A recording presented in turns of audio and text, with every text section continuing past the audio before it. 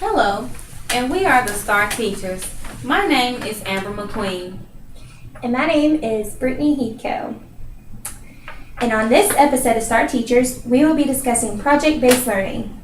Today, we will be interviewing the writer of the inspiring book Project Based Learning by Thom Markham, played by Hannah Steele.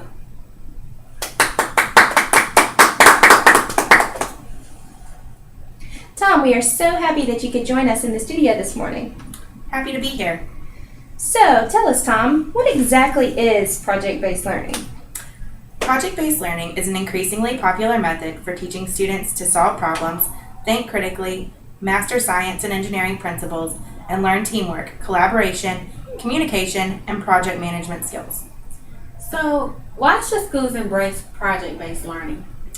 Well-planned projects build vital workplace skills and lifelong habits of learning, as well as allowing students to address community issues, explore careers, interact with adult mentors, use technology, and present their work to audiences beyond the classroom. These skills, essential to the future, cannot be taught or practiced through conventional front-of-the-room instruction. What do leading education experts say about project-based learning? As we close out the first decade of the 21st century, it is vital that educators develop a new approach to teaching and learning that engages students in tasks necessary to succeed in life. PBL, with its rapidly expanding set of rigorous practices that distinguish it from projects, is the best methodology available for teaching students how to think, be resilient, master core content, and learn how to operate in the real world. Why the growing popularity of PBL? First, it teaches doing as well as knowing. Second, PBL offers teachers the opportunity to teach, observe, and measure the growth of real-world skills. Finally, PBL refocuses education on the student, not the curriculum. Thom, it seems that PBL is a natural fit for meeting the vital goal of teaching students how to be self-empowered in the demand environment. While a successful and increasingly popular, PBL has yet to adapt fully to the needs of global generation of youth. We did some research and came across Beyond the Facts in the Corwin Press in 2002. It stated that PBL teachers can get much better at designing information-rich projects that help people develop and demonstrate the most essential deep understanding of topics.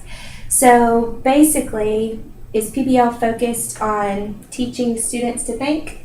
Exactly. So, what are some tips that are better for project-based learning? Number one, start with a challenge, not a predetermined outcome. Also, think of Bloom's taxonomy. Also, grade work ethic, and design a breakthrough column, and use visible thinking routines. Interesting. So, how do you plan to reflect when using project-based learning? The general approach is to get all three elements of reflection. Number one, encouraging deep learning and retention. Number two, focusing on quality and excellence. And number three, developing a growth mindset. Why is PBL good for the brain? The news coming in about neuroplasticity, the finding that the brain changes dramatically in response to experience, continues to amaze scientists and intrigue. The between teaching methods and neuroscience can't yet be bridged, and partly because our profession, though relying on the brain more than any other, can't quite fit a standardized curriculum into a new paradigm that has made obsolete the old view of the brain as hardwired and immutable, or even as the repository of a fixed IQ. What are some ways that teachers can master PBL, Thom? Master teachers are usually measured by their ability to deliver high-quality instruction and manage classrooms so that every child learns. These basics apply to project-based learning as well, but I have found that successful PBL teachers must possess a general public, but the news hasn't yet impacted education, partly because the gap, more diverse and demanding set of skills to make project-based work effective. I call these skills the 7 essentials for PBL teachers. Some of the essential PBL skills can be taught or learned, and some, frankly, are more personality-driven. But every PBL teacher should think about becoming skillful in these 7 areas. Number 1, know world-class PBL methodology. Number 2, create a culture of care. Number 3, shift from teacher to coach. Number 4, use the tools of people management. Number 5, make teamwork productive.